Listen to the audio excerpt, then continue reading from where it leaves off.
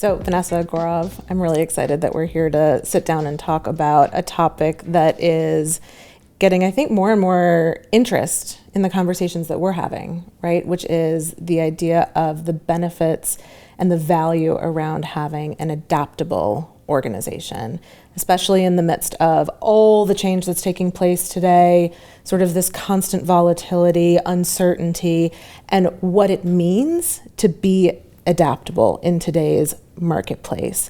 So I think the first thing that I'd like to talk about, and Vanessa, maybe you can start, is what do we mean when we talk about adaptable organizations?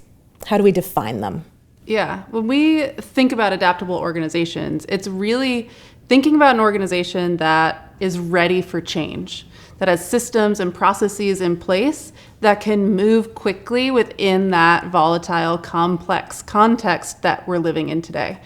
We no longer go through episodic changes kind of one at a time. We just do this one change and everything else stays stable around us, which requires organizations to be able to pivot more quickly.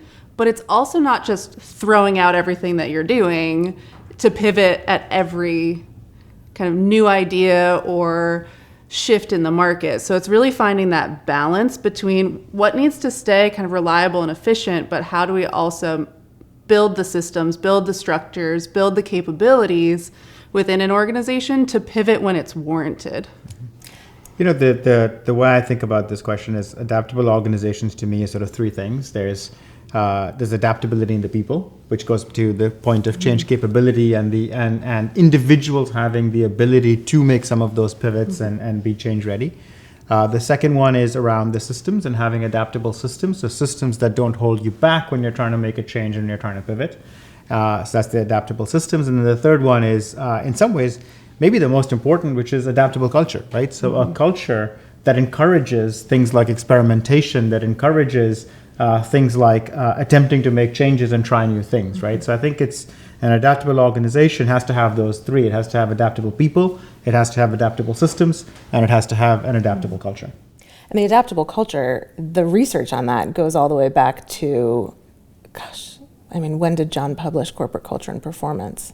92. So I was going to say decades ago, and that's accurate, right? But that goes all the way back to studying adaptability back in the early 90s.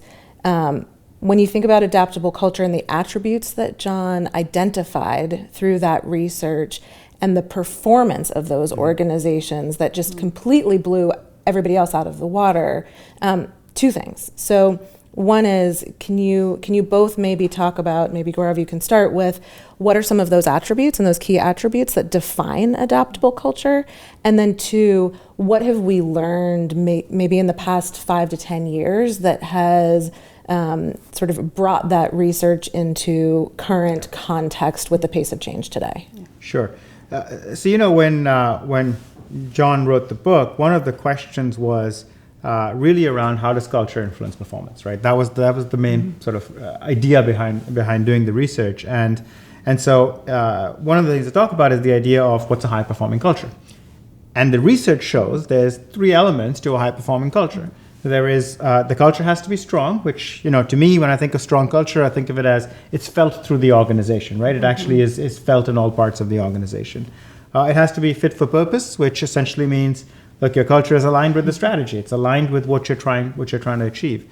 And the third, which was probably the most intuitive, and I think before they wrote the book didn't really get as much sort of discussion, is this idea of adaptive cultures, right? And the idea that not only do you need a strong and a fit for purpose culture, you also need a culture that is more adaptive and is able to respond to changes in the external market. And one of the things that always struck me as I first read the book, actually, many years ago now, was this multi-stakeholder viewpoint, right? Because the more you're looking out for the needs of all of your stakeholders, the more you're going to spot changes in the market, the more you're going to spot changes in what the customers are looking for, the more you're going to spot changes in how your workforce and your employees are engaging with the organization. And so that, to me, is probably the most important part of adaptive cultures, is that they are taking into consideration the viewpoint of multiple stakeholders.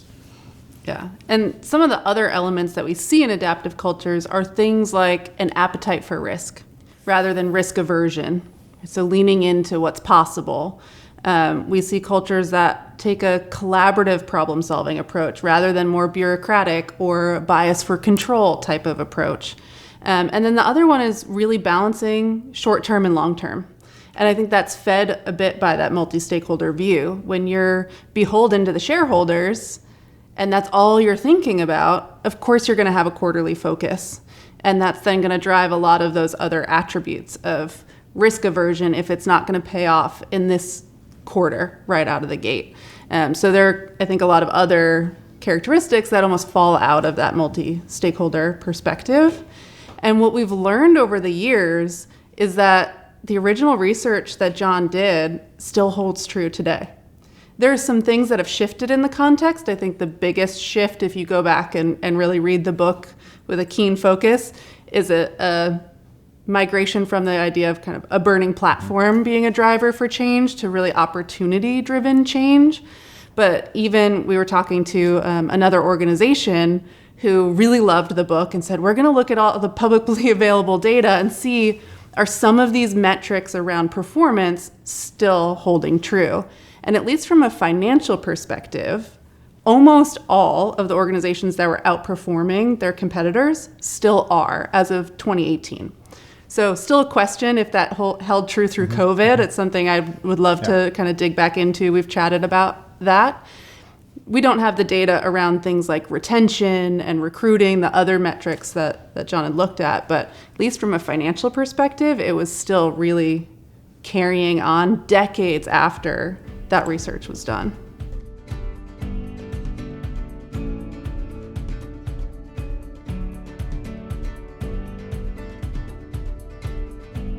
So as we think about that longevity and sort of the sustainability and what an adaptable culture and adaptable organizations are able to accomplish over time and hold through over time. And then we sort of map that back to sort of our methodology and our framework, and we think about sort of the accelerator model, and we think about the question that we get all the time, which is, okay, so which is the hardest accelerator, right? And we often come back with similar answers, which are sort of the bookends of the spectrum, right? It's really hard to create the sufficient level of true urgency to get a change or a transformation started. And then it's really hard to sustain it and institute it because of all of the different aspects of the system that are in place that are going to reinforce and hold us to our previous culture and our previous ways of working.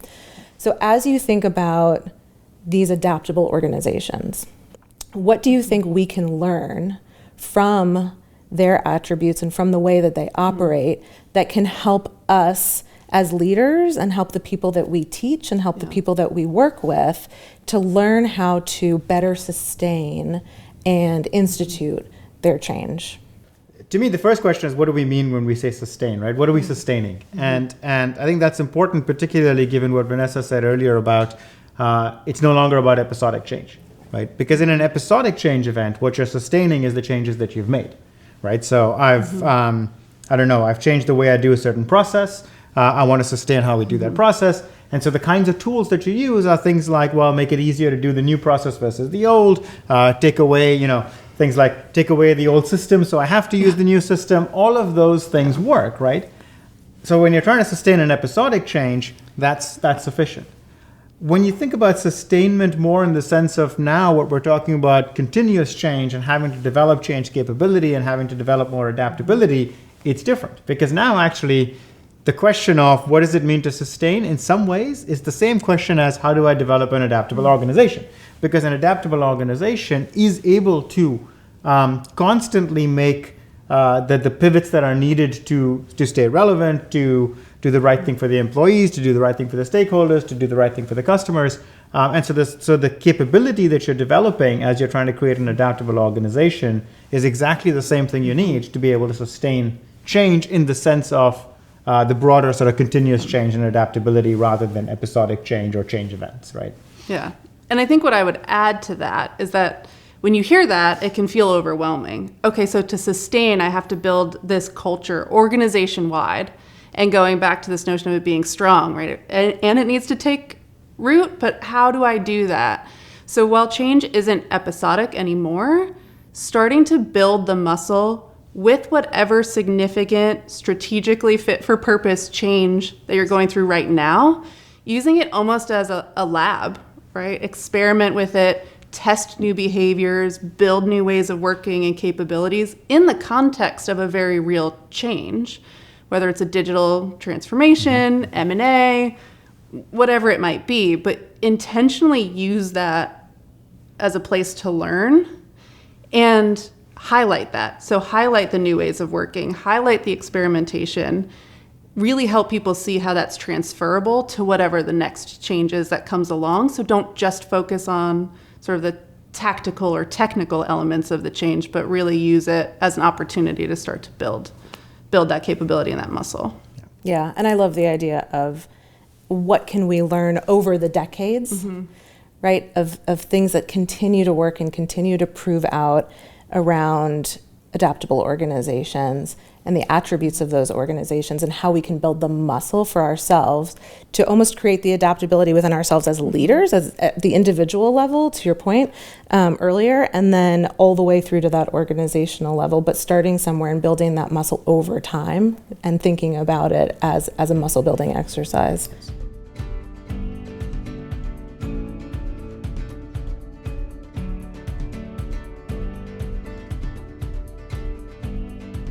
So we talked a bit about previous research and how it's evolved, but what we haven't really touched on is our most recent research, particularly around sort of the human hardwiring, neuroscience portion of how we show up during times of change.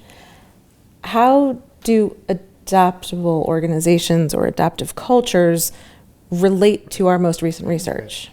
No, it's a great question. And, we talk about this often, but a lot of the original research was observational, and it was observing what worked.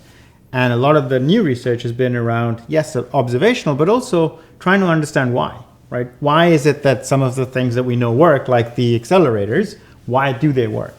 And when I think about adaptive cultures and some of the traits that Vanessa was talking about earlier about adaptive cultures, the thing that strikes me is they are very similar to the things that you would do to activate Thrive.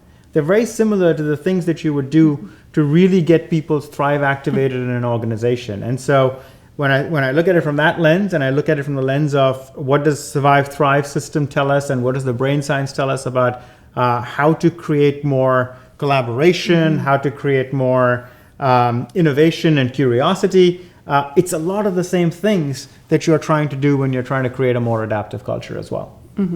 Yeah, and I think if you can activate more of that Thrive, it becomes a virtuous cycle, right? Because as you were saying, if you're in an overheated Survive, you don't want to take risks, right? In an overheated Survive, our natural response is to problem solve, to get rid of the crisis and the challenge, not to say, let me take a bigger risk.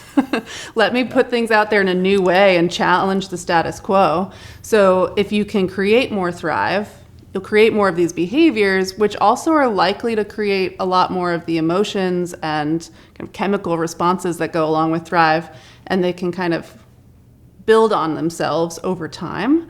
And if we think about Thrive activation, if you got to choose, would I rather work in a really rigid organization or an adaptive organization? Wouldn't we all choose to work in an adaptive organization? Yes. Yes, we would.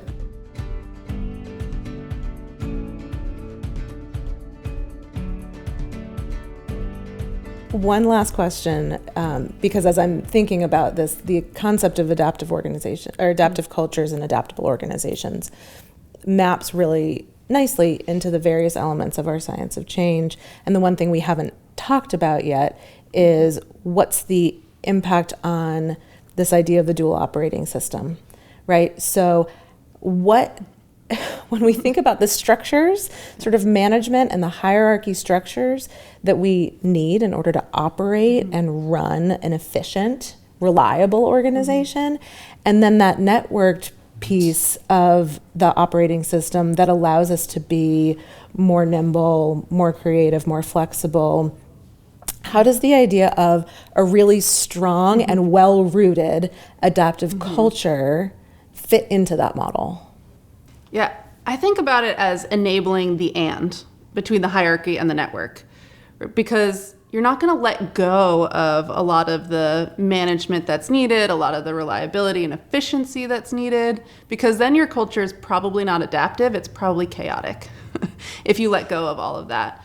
But really thinking about how you can use your network to drive things like innovation, to help raise ideas around multiple stakeholders. If you look at kind of all the characteristics of an adaptable culture, your network can help bubble those to the surface, but you also want it to scale so that it can really permeate the organization in a way that's helpful over time. And that's where you need the hierarchy to come in to really help build those structures that allow it to carry on and to scale and become something that doesn't just benefit sort of an innovation group or a pilot team, but actually help the entire organization, or at least the entire function. Yeah.